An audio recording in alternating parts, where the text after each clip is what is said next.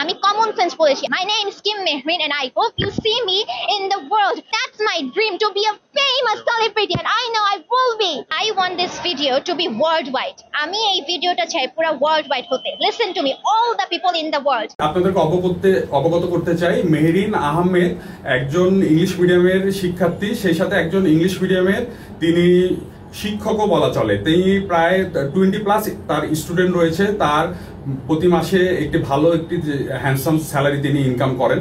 হ্যাঁ, মেহরিন আহমেদ প্রচন্ড একজন মেধাবী ছাত্রী। আপনারা তার ইংলিশে ইনফ্লুয়েন্সের ইংলিশ কথাবার্তা শুনে আপনারা বুঝতে পেরেছেন। মেহরিন আহমেদ, আমি আইনজীবী হিসেবে বিশ্বাস করি, মেহরিন আহমেদ যদি তার মেধাকে সঠিকভাবে কাজে লাগান, সেক্ষেত্রে তিনি দেশের একজন ভালো যে কোনো পেশাজীবী হতে পারবেন। এবং আমাদের মা বাবাকে এই মেহরিন আহমেদের ঘটনা থেকে অনেক কিছু শিখতে হবে। আমাদের সন্তানদেরকে সময় দিতে হবে এবং পজিটিভ প্যারেন্টিং করতে হবে। অবশ্যই আমরা সন্তানদেরকে শাসন করব, সুশাসন করব।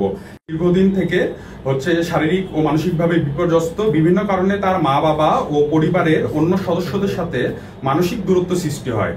ফলশ্রুতিতে তার মধ্যে একাকিত্ব সৃষ্টি হয়েছে এবং উক্ত বিষয় নিয়ে তার মনের মধ্যে এক গভীর রাগ ও ক্ষোভের সৃষ্টি হয়েছে।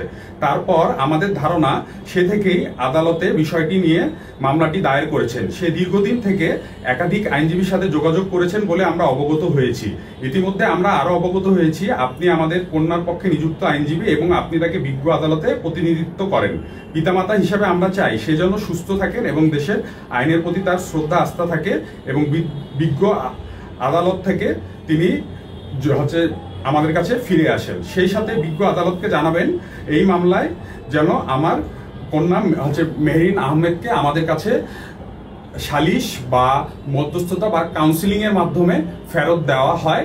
এবং যেহেতু আমরা একই সাথে একই বাসায় বসবাস করছি, আমাদের মধ্যে একটি মানসিক দূরত্বের সৃষ্টি হয়েছে। আসলে আমাদের মধ্যে কোনো শারীরিক দূরত্বের সৃষ্টি হয়নি। এটি মেহরিন আহমেদের মা আমাকে অবগত করেছেন।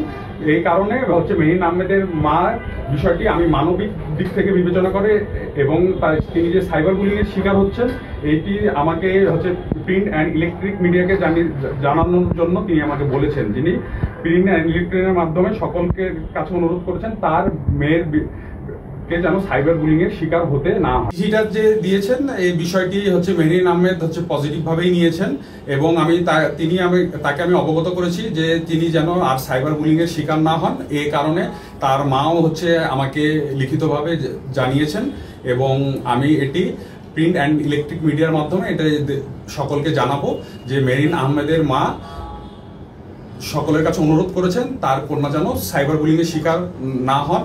এবং যেহেতু আমাদের দেশে একটি ইসলামিক রাষ্ট্র, আমরা চাই যে আমাদের সন্তানরা আমাদের যার যার নিজ ধর্মীয় শিক্ষায় শিক্ষিত হন, কারণ ধর্মীয় শিক্ষার মাধ্যমে কিন্তু একজন শিক্ষার্থীর আপনার মানবিক গুণ সম্পন্ন হন। এজন্য আমাদের শিক্ষার্থীদের সর্বপ্রথম ধর্মীয় শিক্ষা নিশ্চিত করতে হবে। আমি তার আইনজীবী, একজন আইনজীবী হিসেবে তার কি কোনো ধরনের ব্যক্তিগত সমস্যা রয়েছে কিনা তা আমরা সহজে অবগত হতে পারি না। কারণ যখন একজন ক্লায়েন্ট আমাদের কাছে আইনি সেবা নিতে আসেন, সেক্ষেত্রে আমরা ক্লায়েন্টকে বাংলাদেশের কনস্টিটিউশন অনুযায়ী আইনি সেবা দিতে বাধ্য।